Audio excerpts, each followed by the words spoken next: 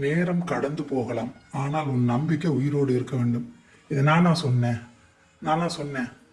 ஒருத்தன் வந்து யூடியூப்ல எதுவுமே போட தெரியாம ஒரு சாமி போட்டோவை போட்டால் எல்லாரும் பார்ப்பாங்க, லைக் பண்ணுவாங்க நம்பி அவன் அந்த மாதிரி ஒரு ஃபோட்டோவை போடுறான். சில நேரம் என்னத்தே பெணாத்துறானுங்க, அவனுக்கு இஷ்டத்துக்கு நான் தான் சொன்ன மாதிரி பெணாத்துறானுங்க.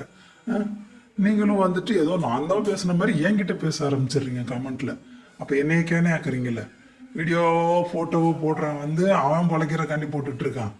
நீங்கள் வந்து கமெண்ட்டை லைக்கை பண்ணுறது அவன் பொழைக்கிறக்காண்டி பண்ணிக்கிட்டு இருக்கிய. ஊடால வந்து கேனப்பையே நான் தான். கேனப்பையே நான் தானே. உங்கள் முன்னோர்கள்லாம் மாதங்களில் வர்ற விரத நாட்களில் ஏதோ ஒரு நாட்களை தேர்ந்தெடுத்து விரதம் இருப்பாங்க. 4 பேருக்கு பசியார் ஏதாவது கொடுப்பாங்க. என்னைய பக்தியோடு நினைப்பாங்க. அன்னைக்கு பொழுதுக்கு அட்லீஸ்ட் யாரையும் திட்டக்கூடாதுனாலும் நினைப்பாங்க. அப்படி இருந்த முன்னோர்கள் என்னை பார்க்க கோயிலுக்கு வர முடியாட்டாலும் என்னோட நினைவிலே வாழ்வாங்க. ஏதோ மந்திரங்களை சொல்லுவாங்க, என்னோட பாடல்களை பாடுவாங்க, இல்லை பாட முடியலன்னா கேட்பாங்க. பக்தியை எப்படி கொண்டாடுறதுன்னே உங்களுக்கு தெரியல. எவனோ ஒருத்தன் என்னை வச்சு ஒரு ஃபோட்டோ போட்டுருவான், உடனே நீங்கள் லைக் பண்ணிடுவீங்க, கமெண்ட் பண்ணிடுவீங்க. அவன் வந்து உங்களை ஏமாத்துறான், நீங்கள் அவனை ஏமாத்துறீங்க. நீங்கள் என்ன ஏமாத்துறீங்க, அவனும் நீங்களும் சேர்ந்து என்னை ஏமாத்துறீங்க. என்னை ஏமாத்திட்டு என்கிட்ட இருந்து நீங்கள் எதிர்பார்க்குறீங்க. உங்களுக்கு நான் என்ன தர முடியும்? ஏமாத்துறவங்களுக்கு நான் என்ன கொடுக்க முடியும் சொல்லுங்கள்?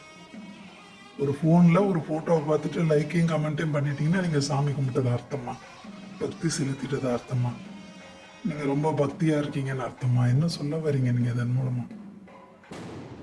அவங்க லைக்கும் கமெண்ட்டும் வாங்குறதுக்காக குறுக்கு வழியில் என்னை பயன்படுத்துகிறாங்க, சரிங்களா? அதுக்காக நீங்களும் என்ன பண்ணுறீங்கன்னா, ஏதோ அப்படி ஒன்று நடக்கவே நடக்காத மாதிரி நம்புகிற மாதிரி நடிக்கிறீங்க பாருங்க. அதுதான் எனக்கு இன்னும் வலிக்குது. அவன் தான் என்னைய வச்சு வியாபாரம் பண்ணுறானா, நீங்களும் சேர்ந்துக்கிறீங்க பாருங்க. ரொம்ப வலிக்குது.